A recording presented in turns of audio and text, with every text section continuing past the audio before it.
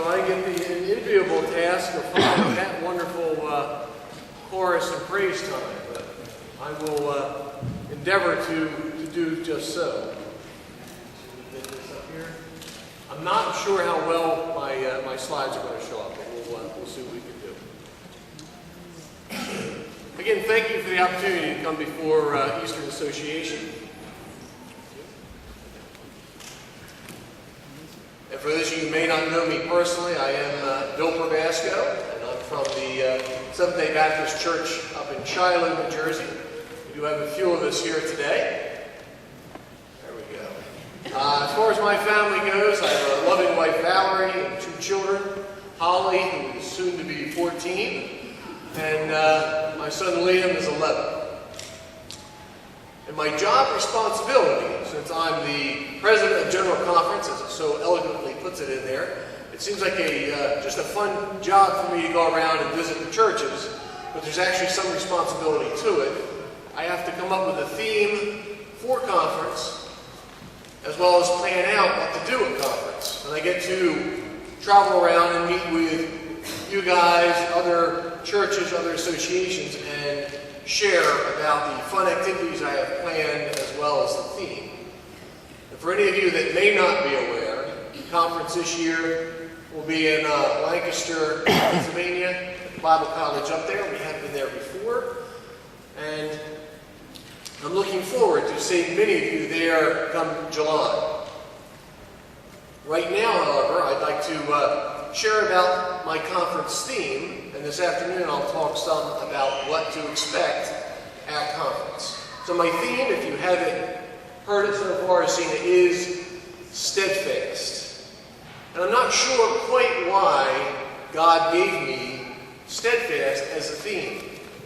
When I was asked to be conference president, that word immediately came to mind. And I'll tell you, I'm not usually one who has God speak audibly to me the way he did that day. But I definitely heard steadfast. I didn't have to worry about what my theme was. It sort of picked for me. But I really needed to kind of delve into what that means. So, what does it mean? As anybody might do, you go to the dictionary, you look up the definition if you're not quite sure of the word. And what steadfast does mean is that you hold steady to a belief, to a position, to choices you make. And I think everyone is steadfast about something. The very nature of being steadfast implies it's something that is done, believed, or followed for a long time. It's very hard to be suddenly steadfast. It's not something you decide to be, and then you're doing. If I use myself as an example, for those that might know me, even a little bit, I happen to be a fan of a particular football team. And I think most people that know me will know that I'm steadfast in that support. Now, they've been on a very good run as of late. But I've been a fan for 30 years of the Seattle Seahawks. And so I've gone through a 2-14 season, 20 years without a playoff win, some really tough times. And as you go through that with a team, you either become steadfast or you pick a new team. I love history. I like to visit presidential sites, whether it be libraries, houses, even grave sites. You can argue that I'm steadfast in my desire to seek out these places. Here's some of the pictures of the many places I've been. I even have an app on my phone, courtesy of my kids, much to their regret, that tells me where the nearest presidential historical marker is. I've used that a few too many times, and I've actually over-visited. And that's a picture, if you can see it, of my son refusing to get out of the van at yet another historical site. Some would say that I'm steadfast with my bike riding. This is an activity I enjoy. It's my way of unwinding. My wife likes to kind of lay down and relax, Some people might like to exercise, read a book. Mine is bike riding. I'll be perfectly honest with you, as steadfast as I like to be, between the weather over the winter, my schedule, I probably haven't been as steadfast a bike rider as I would like over the past year. But I have been a bike rider for about 20 years. It's something I enjoy to do, and it's something that refreshes me. I'm also glad to say I'm a steadfast Seventh-day Baptist. I think there's a few of us here that would consider ourselves steadfast in being a Seventh-day Baptist. Maybe? All right. How that ties in with my work is interesting, how it unfolded to me. I've been at my current company for over 20 years. I'm a geeky engineer at a water treatment company. We design equipment. A lot of times you have project deadlines, and shortly after I started, to be honest with you, probably about 5 years into my time at Hungerford and Terry, that's where I work, we had a project that came up. It was a very big project, it was a very lucrative project, one we really wanted to do our best on. We had deadlines that had to be met. So we decided we were going to work overtime. And I say, we decided, they decided, we were going to work overtime to meet these deadlines. I heard the president of the company come to my supervisor and say, we're on overtime, and I expect this Saturday morning everybody to be here, except Bill Probasco. Now, I hadn't come to them and said, I'm not going to be there yet. But because I had been so steadfast in my Sabbath keeping, all those that worked with me knew I was Seventh-day Baptist. They knew I liked the Seattle Seahawks. They knew I was Seventh-day Baptist. That was who Bill was and is. So I did not have to go to them and say, I can't be here because my actions had shown where my heart was. I was steadfast in that. About 5 years ago, things had kind of changed around, and now I'm a supervisor. And we got another big project in where we were going to have to work overtime. And in a way, I guess, I sort of got to say, we're going to work overtime, because I was a supervisor now. Well, again, we decided we were going to have to work in the evenings and Saturday mornings. And I worried, how do I set a good example as an employee for my company and still be steadfast to the Sabbath? A good friend of mine, another supervisor, said, Bill, I'm going to work Saturday morning for you. I thanked him very much. And what really stuck out to me, the way the Lord blessed me in that, as an example, when we turned in our time at the end of the pay periods, I had still managed to work more hours than all the guys that came in Saturday mornings. I didn't necessarily set out to do that, but God allowed me to still be steadfast in Sabbath keeping and try to be a steadfast employee and supervisor. This is a way that I see God has allowed me to show that example, okay? To be loyal, to stand firm to something, to be steadfast. My wife and I see the whole concept of steadfast differently.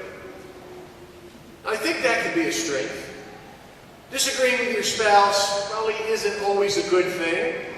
Right, men? Amen. See, when God gave me the concept for being steadfast, I took it as a challenge to myself. And I said, are you being steadfast enough in your faith? Now, I cited some examples to you.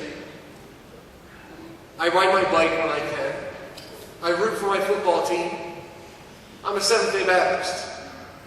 Now, when I go a couple of weeks without riding my bike, I realize I'm missing that exercise and that relaxation. If my team loses a tough game, I know there'll be another game next week, or unfortunately next season. And if I travel, or maybe sickness prevents me from attending church one week, my spirit knows and yearns to get back as soon as possible. I see the theme of steadfast as God calling me to step up and be more reliable in my walk with Him. My wife, all along this past year, has viewed the theme of steadfast, as she says, from the top down. To her, it's all about God's steadfastness. She sees it as being about His mercy, His love, His faithfulness in providing for His children. She's quick to remind me that while she was home with our young children, and we were living off just one income, God provided. A church member would drop off a bag of clothes that their children had outgrown and surprisingly not worn out. Our pastor and his family would invite us over after church on Saturdays when our cupboard was bare. I still appreciate that. Our family made us aware of a recently priced automobile just in time for when ours needed to be replaced. God provided. Now, either way you look at it, I think the thing about being steadfast is there's a commitment involved. Okay? You have to buy in. I'm going to use an example now. And I'll use an example of maybe the area I'm visiting, since I am traveling around. As I mentioned, I like history. I like presidential history. So it's kind of hard to say I don't know much about the D.C. area, since it's kind of the heartbeat of presidential history in many ways. So, if I say I'm going to be steadfast about Nebraska, you can probably tell pretty quickly if I really have invested myself in it. Now, I know there's a University of Nebraska. I've read that there's Boys Town, which is evidently based in Nebraska, but I really couldn't tell you anything about it being based in Nebraska. If you're looking for something to do the next time you're in Nebraska, there's the National Museum of Roller Skating. That's a boot, by the way, set up as a roller skate. And I guess where else would you expect to find Carhenge? Not Stonehenge, but Carhenge. Other than taking a few minutes on Google, maybe you can tell I really don't know a lot about the state of Nebraska. I'm sure it's a wonderful state for anybody who might have been born there or lived there. I just don't tend to have much knowledge on it. If I was invested in it, I wouldn't struggle to talk about it. I'd know that the capital is Lincoln. Very good. And there's Omaha.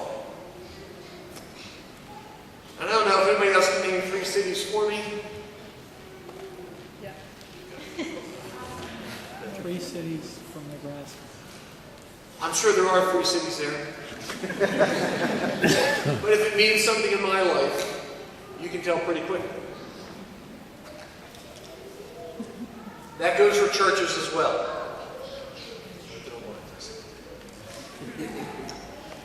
Those churches that are strong and growing are invested. And what are they invested in? Jesus Christ. And how does one know? I think you can tell. God is working in those churches, and those churches are working for God. Now I thought, and I'm hoping the pictures are good enough that you can see, I thought maybe I would see how invested the Washington, D.C. Seventh-day Baptist Church is. Now how do you do that in this day and age? How many of you know what a vanity search is? Vanity search is when you type your name into Google, or whatever your search engine of choice may be, and see what comes up. So, I decided to check on the internet and see what I might find. And some of this comes from Facebook. But what did I find? Evidently, you guys have had a building project. Who knew? Here's another picture of the building project. And another picture of the building project. Each time the people change, if you can't quite tell. It doesn't seem like there's a, I guess maybe the dirt down here in DC areas is pretty thick and heavy. Here's another picture of them trying to move the same dirt. I begin to wonder, I realize maybe the Lord hasn't got it ready yet for you across the way. I wondered maybe what might slow down the building process. I came across this picture.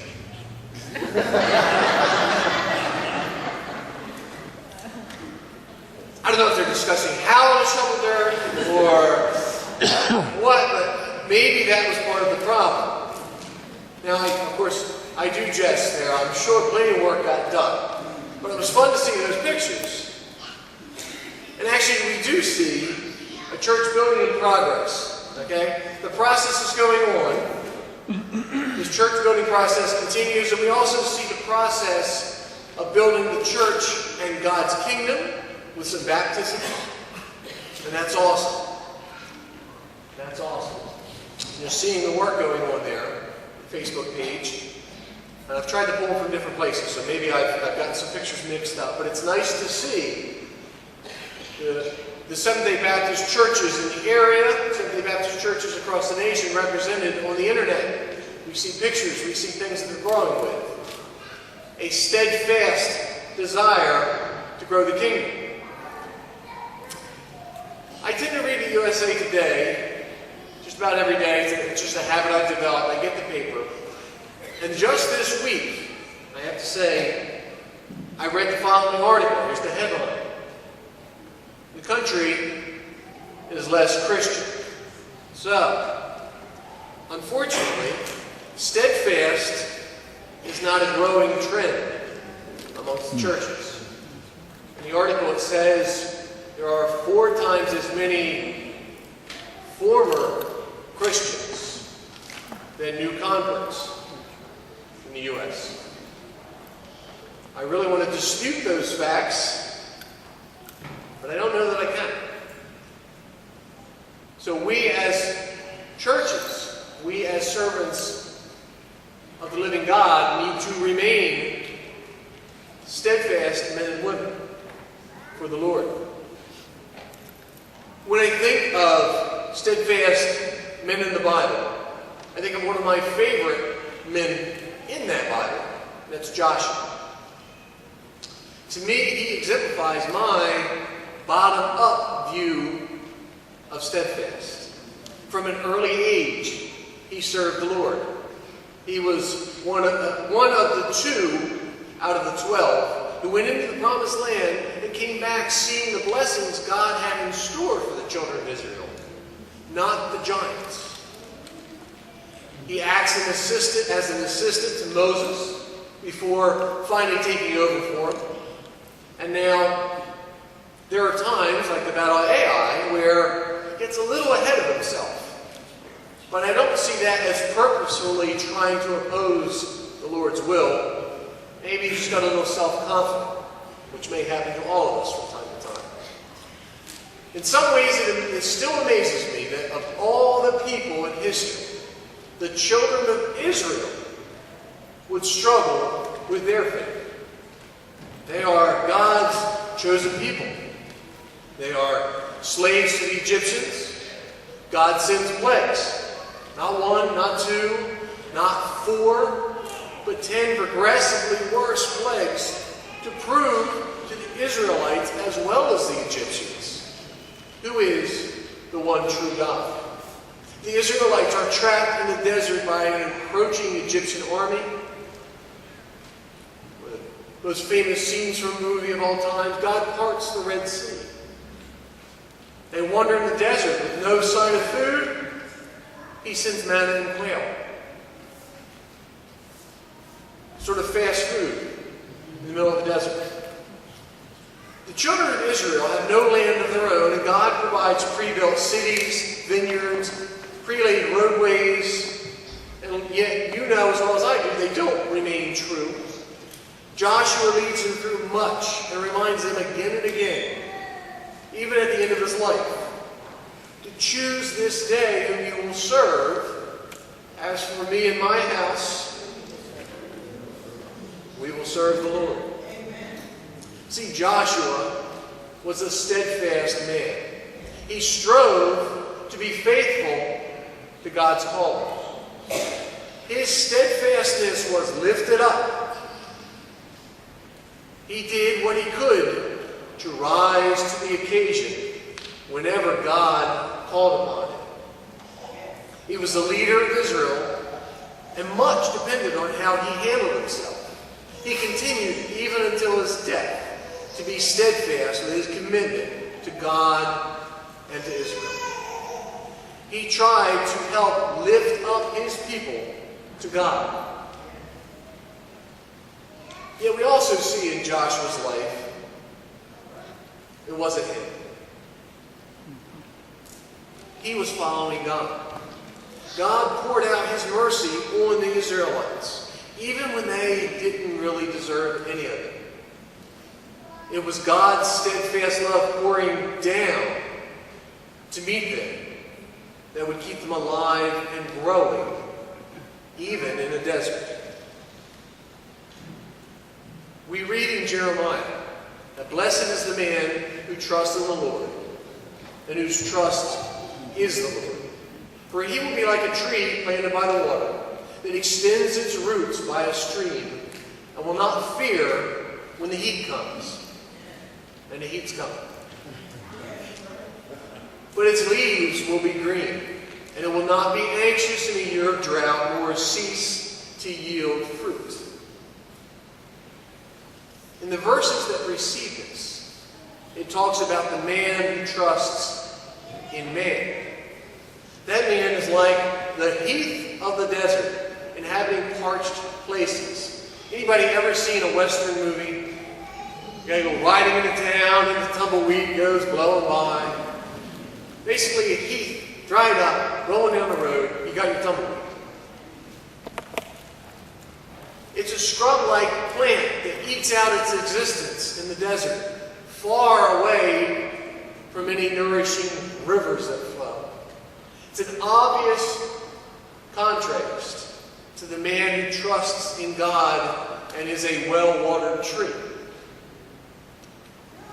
There's where my logo comes in. You see a river flowing by this grand tree. I think God gave me a mental image of a strong tree planted by a river. It's a tree that is steadfast. A tree that's steadfast against rain, storms, tremors. Now I can't say that I, Bill Probasco, have the same dramatic life that Joshua did. In many ways that's probably a good thing. But when I was 17 years old, I was in a car accident. I was lucky to walk away. I know people that had similar accidents that were gravely injured, even killed. And I felt at that time that God had a purpose for me. Now I can't say that I've always led a perfect Christian life since that time. But I have tried with steadfast purpose to share with others that love of God, whether it's at work, when I was in school, amongst my friends. I've tried to reach up and meet those lofty expectations of being a child of God, to rise up in steadfastness. But again, it's only through his steadfastness, his steadfast mercy, pouring down on me, that I'm even able to be here to begin with. I don't know how many of you know this, but I coach basketball. Usually I go around to my various churches to share. I don't have the opportunity to point out one, let alone two former players. Jessica and Bethany have played for me for the church team. Shiloh Church has a winter basketball league. It involves players that are in 6th grade through 12th grade. The only real requirement is attendance. You don't even have to be required to be able to dribble a basketball to be on the team. Yay. You have to commit. You have to commit to coming to church. It's attendance. You need to come to church or Sabbath school or youth group 3 out of 4 weeks. That's all these kids need to do to be able to be on the church basketball team. They get a nice shirt, they come out, we have fun, we go out to a diner at the end of the season. Oh, it's great. Just show up. This league has been operating now for over 50 years. And in some capacity or another, I've been involved with it for about half of that. I played when I was younger, I coach now. I've done the coaching every year since I've been married. It's a steadfast commitment of mine to reach out to the youth in the church. My wife doesn't always appreciate losing every Saturday night during the winter to my coaching, but those that know her know she's very supportive of her husband. And of course, now that my daughter's old enough to play, well, she's stuck coming out anyway. Now, I can walk away from this commitment, but I don't. Even in years where we don't win a single game, like this last one. Because I know for some of these girls, their commitment to the basketball team may be the only thing that ties them into our church or youth group. And maybe that's a sad statement on their commitment. But at least it's a start. Maybe it's an opportunity for me, the other girls, or someone within the league to help plant a seed that one day will save their soul. I know for some of these girls, God is still a mystery, that they might question if He will love them. I mean, I pray that these girls, through their desire to be on the team, will come to realize that there's salvation available through Jesus. Because God can dramatically enter their lives, even if they think they're well down a road they can't come back from. See, as we all know, God allows U-turns. Are you running down the wrong road?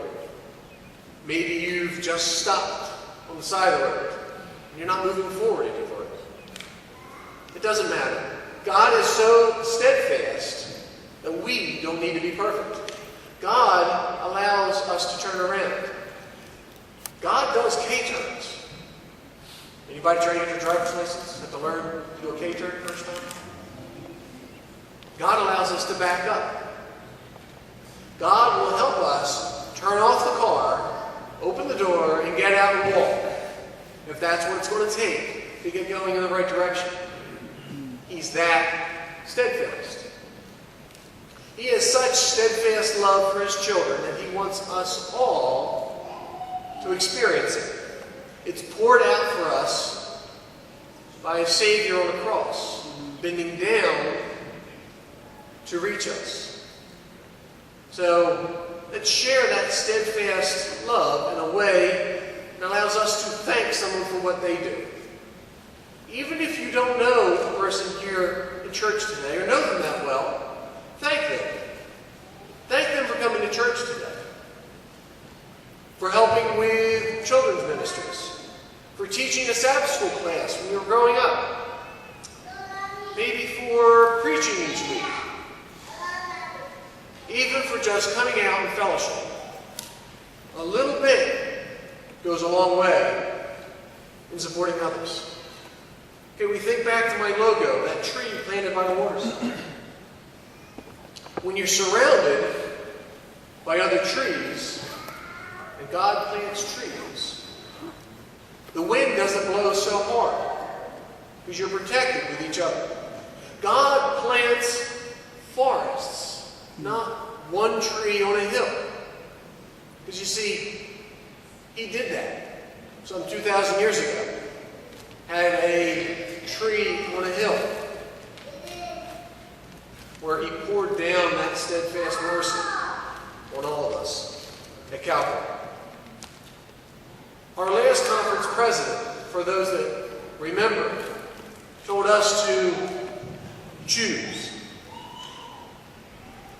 In many ways, that's still our theme. I'm asking you to choose to be steadfast. And I hope to see you in Lancaster. God bless.